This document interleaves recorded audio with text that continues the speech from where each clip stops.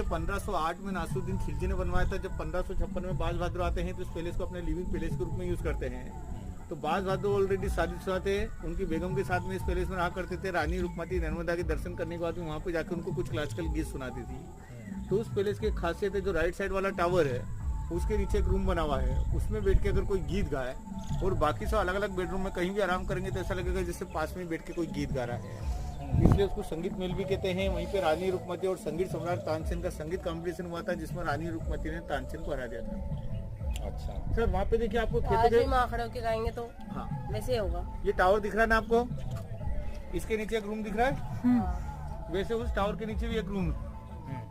उसके नीचे खड़े होकर ना बाकी कोई दूसरा अलग अलग किसी भी रूम में चले जाए तो उनको ऐसा लगेगा जैसे पास में बैठ के गीत गा रहा है। अभी संगीत सिस्टम है। वो देखिए बड़े पेड़ के पीछे आपको एक खंडर दिखाई देगा खेतों के बीच में, हाँ हाँ ठीक है दिखा, वो रेवा कुंड है। अभी आप उसको क्रॉस करके ही आए।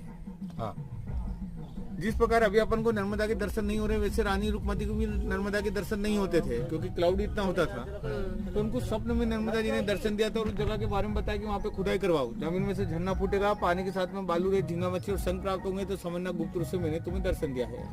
रानी रुकमती की सपने की बात बाज बहादुर को बताई गई।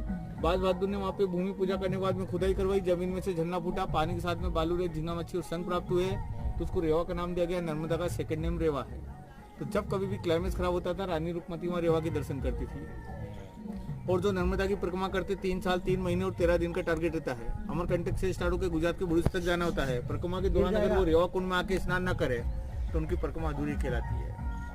वहाँ से आप थोड़ी सी आगे जाओगे, रास्ते में आता है इको पॉइंट, जिसको दाई माँ का महल कहते हैं। दाई माँ का महल इसलिए कहा जाता है क्योंकि जमाने में डॉक्टर नर्स हॉस्पिटल नहीं होते थे, तो जो भी डिलीवरी केस है दाई माँ ही हैंडल करती थी। सेकंड बात, वहाँ पे इको पॉइंट बनता है। तो उस जमाने में मोबाइल टेलीफोन या वायरलेस का आविष्कार नहीं हुआ था, तो इको पॉइंट की मदद से 50 मीटर के दायरे में आवाज गूंजती है। अभी आप वहाँ पे खड़ो के आवाज लगाओगे कि दाई माँ पप्पू पास होगा या फेल, तो उधर से आवाज आएगी फेल। दाई माँ पप्पू फेल होगा या पास, तो आवाज आएगी पास, यानी लास्ट का सब रिटर्न होता है। अच्छा रिटर्न होता है। बट यू नो नगाड़े का सुर और ताल कहाँ से स्टार्ट होता है और कहाँ खत्म होता है यार कोई केस नहीं कर सकता है।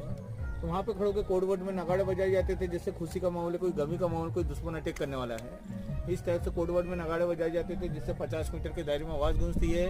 और 50 मीटर के दायरे के बाद फिर नेक्स्ट इको पॉइंट, फिर इको पॉइंट, यानी कि यहाँ पे 3,03,000 इमारतें थी, जिसमें कुछ इको पॉइंट भी थे जो मैसेज देने के काम में आते थे, यानी वो जमाने का वायरलेस था। ठीक है, उसके बाद हम जा रहे हैं गाइस यहाँ से जहाज महल। तो मिलते हैं नेक्स्ट ब्लॉग में। Bye bye.